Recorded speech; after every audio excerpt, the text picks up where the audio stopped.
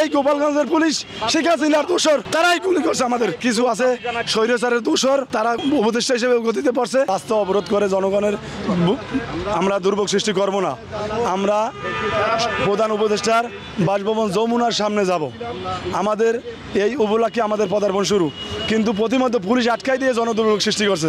এজন্য আমাদের সদস্য কেউ দায়ী না, এবং আমরা সরাসরি তার বাসভবনের সামনে অবস্থান নেব এবং তার সামনে দুটো কথা বলবো। ভাই সে আমরা তো যাইতেছি, যার মধ্যে পুলিশ তো জনদুর্ভোগ সৃষ্টি করছে। পুলিশ তো আমাদের আটকাইতেছে, তারা তো আটকাই দিয়ে জনদুর্ভোগ সৃষ্টি করছে। এখন তো আমাদের কোনো দোষ নাই, আমরা তো নিরাশ্র। পুলিশ যদি না আটকাইতো, ভাই পুলিশ যদি না আটকাইতো, আপনারা সবাই দেখছেন, তাহলে আমরা তো এখানে বসতাম না। আমরা তো যাইতেছি, আমাদের তো কোনো দাঁড়ানো করে এখানে কিছু নাই। তো এখানে তো কোনো লোক আছে সরকারি, কোনো উপদেষ্টা আছে, কোনো কর্মকর্তা আছে? আমরা তারা কেন এখনো? ভাই আমরা তো নিরাস্ত্র বিডিআর সদস্য, পুলিশের অস্ত্র সহকারে।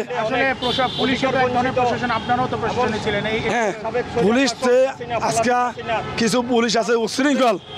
এই যে শেখ হাসিনা, এই যে পুলিশ, গোপালগঞ্জের যে পুলিশ আছে এখনো, এই গোপালগঞ্জের পুলিশ শেখ হাসিনার দোষর, তারাই এখনো উচ্ছৃঙ্খল আচরণ করে, তারাই গুলি করছে। আমাদের সদস্য তারাই গুলি করছে। না না না, এদের ভিতর অনেক আছে, এদের ভিতর অনেক পুলিশ সদস্য গোপালগঞ্জের, তারাই গুলি করছে আজকের, তারাই স্নান করে নিয়ে।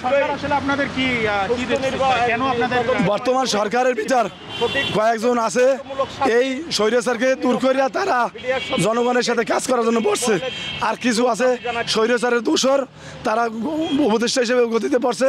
তারা আমাদের কোনো উপকারের জন্য বসে নাই, তারা আমাদের উপকারের জন্য বসে নাই, এবং তাদের আমাদের দাবি দেওয়া মানার জন্য তারা বলছিল যে গত মাসের 15 তারিখ কথা বলবে, কিন্তু সে স্বরাষ্ট্র উপদেষ্টা সে ইফতার পার্টিতে উপস্থিত হয়েছে, কিন্তু আমাদের এখানে আসে নাই। সে বলছে আমি অসুস্থ, কিন্তু আমাদের এই কোনো দাবি দেওয়া সে মানার ব্যাপারে কোনো কথা বলে নাই। কারণ সে আর আসিফ নজরুল এই দুইজনই আমাদের এখন আমাদের সব কিছু দাবি দেওয়া ন্যায্য অধিকার থেকে ফিরেই দেয়, কারণ তারা আওয়ামী লীগের দোষর। আমরা আর ভাই এগুলো নাম বলতেছেন এখানে, আমাদের সাথে আপনারা ভালো বোঝেন। এই যে আওয়ামী লীগের দোষর যারা না থাকতো, তাহলে আমাদের দাবি আদায় হইতো। তারাই আমাদের সবচেয়ে বড় ক্ষতি করতেছে।